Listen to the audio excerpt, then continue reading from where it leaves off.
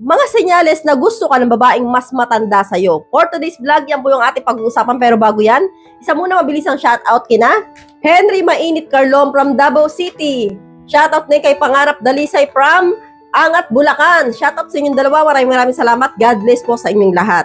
So, paano nga ba magkagusto ang isang babae na mas matanda sa isang lalaki? So, alam nyo, Lods, kapag po ang isang babae mas may edad na at nagkakagusto sa isang lalaki mas bata sa kanya, no? Alam mo naman po, Lods, kapag ang babae mas may edad, mas matured po yan. Kapag po ang babae, Lods, mas matanda at nagkakagusto po yan sa batang lalaki, no? Sa mas bata sa kanya, hindi naman sobrang bata, mas gusto niya pong hinahide yung feelings, no? Ibig sabihin ko po, mas gusto na lang niyang tinatago yun o sinasarili yun. Karamihan po sa kanila, hindi po sila showing kasi naunahan po sila ng hiya, no? Iniisip niya, ay, mas matanda ako dyan. So, nakakahiya naman, mas bata sa kanya. Parang ate na ako niyan. So, i-hide ko na lang yung feelings ko.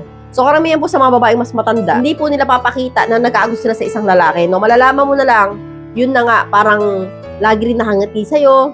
O kaya, mapapansin ninyo pagka katabi ka, parang kinikilig-kilig, na parang ewan. So, andun po yung sasabihin natin na hinahide nila yung feelings. Pero, mapapansin mo pa rin na may gusto sa'yo kasi parang kinikilig kapag sa mga joke mo, ganyan.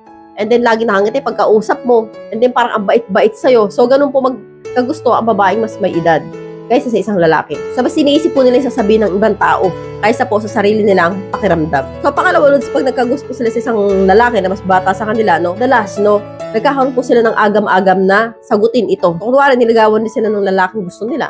So, nagdadalawang isip yan. So, meron po yung sasabihin niya na, hindi tayo bagay, makapagtawa lang tayo, mas may edad ako sa'yo. So, yun na nga, medyo mahirap po silang pasagutin kasi nga, inuuna nila yung sasabihin ng ibang tao. Pero meron din naman na napapa-oo kahit mo mas bata yung lalaki, no? Nasa pagkakaintindihan nyo po yan.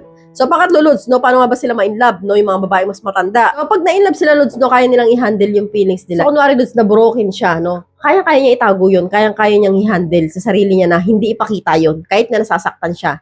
So, kapag broken po ang babaeng mas matanda, no? Sa isang lalaking, yun na nga, nagkagusto siya, hindi naman sila nagkatuluyan dahil yung lalaki na ito, hindi naman siya gusto. Nabuburokin po yan, kayang-kaya niyang ipakita na hindi siya nasasaktan kahit na oo. So, mag-iisip niya na umiwas na lang para yun na nga, no? Kasi nga, hindi sila bagay. Karamihan po sa kanila, hindi na po pinaglalaban kapag nagkagusto sila sa lalaking mas bata sa kanila.